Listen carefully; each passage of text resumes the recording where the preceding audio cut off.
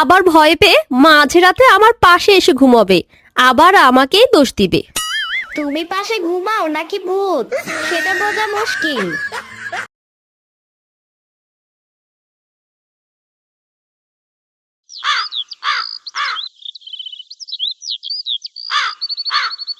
বার্ষিক পরীক্ষা শেষ। ইয়ামিনের মুখে আজ ফুটেছে এমন হাসি যেন সে পৃথিবীর সব ক্যান্ডি জিতে ফেলেছে। আজ থেকে তার শুরু হলো ছুটির হইচই।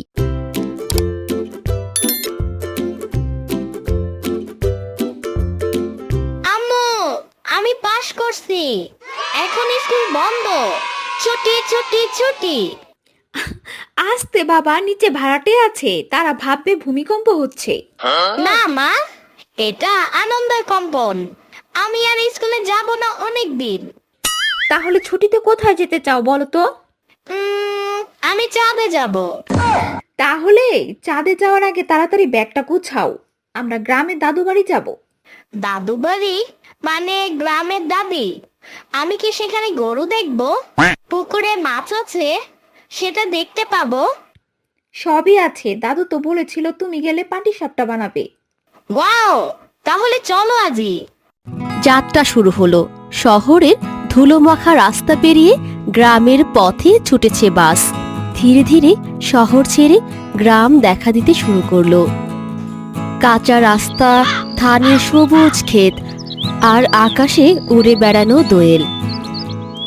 ইয়ামিন জানালার বাইরে তাকিয়ে একটুখানি হাসলো।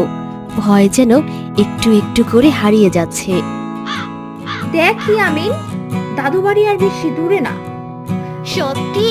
তাহলে এবার আমি গরু দেখবো, পুকুরে মাছ ধরবো আর সাম্বার ফোন কেড়ে নিব। ওরে বাবা, এখনই গ্রাম মাতাবে এই দুষ্টটা। এই যে নামো নামো, দাদু বাড়ি এসে গেছে। ও, এটা কি দাদি বাড়ি? এত গাছ, এত খোলা জায়গা, আমি দৌড়াতে পারবো। হ্যাঁ, তবে আগে ব্যাগটা ধরো। আহা, আমার সোনামণিরা এসেছে। আয় আয় ইয়ামিন, দাদি, তোর জন্য পাটিসাপটা, নারিকেল নাড়ু আর দুধ ভাত করেছি। সত্যি? আমি সব খাবো, কিন্তু আগে পুকুরে যাব। অবশ্যই, কিন্তু জামা ময়লা করলে কিন্তু পরে আমি আর ধুয়ে দিতে না কিন্তু।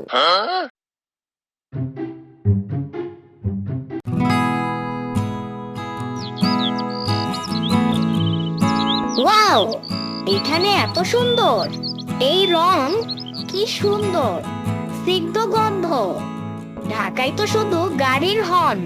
তুমি ঢাকার মানুষ বলে এই সব তোমার কাছে ম্যাজিক মনে হয়। আমরা তো প্রতিদিনই দেখি। তবুও দারুণ। আমি যদি এখানেই থাকতে পারতাম।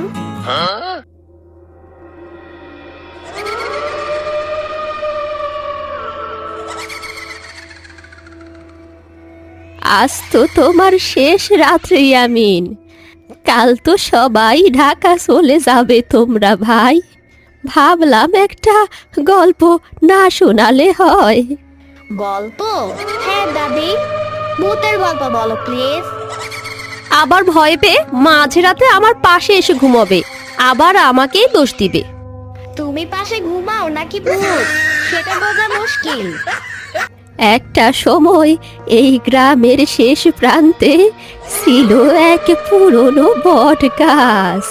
সেইখানে থাকতো এক বুদ্ধিমান ভূত, কিন্তু সে খারাপ ছিল না, বরং দুষ্টদের শিক্ষা দিত। মানে আমার মতো? ঠিক তোর মতোই। দাদি, আমি গেলে তুমি কাঁদবা না তো? না রে, আমি জানি তুই আবার আসবি। এই উঠোনে, এই বাতাসে তোর হাসির আওয়াজ থাকবে।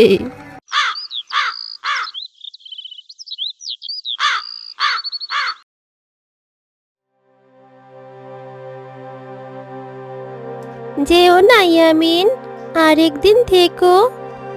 স্কুল খুলবে, কিন্তু ছুটি আবার হলে আমি আসবো। প্রতিদিন খেলবো, নদীতে মাছ ধরবো আর যাব। তুই না আইলে আমরা কিন্তু আমাকে ঘুরি নাম রাখুম ইয়ামিনের বাতাস।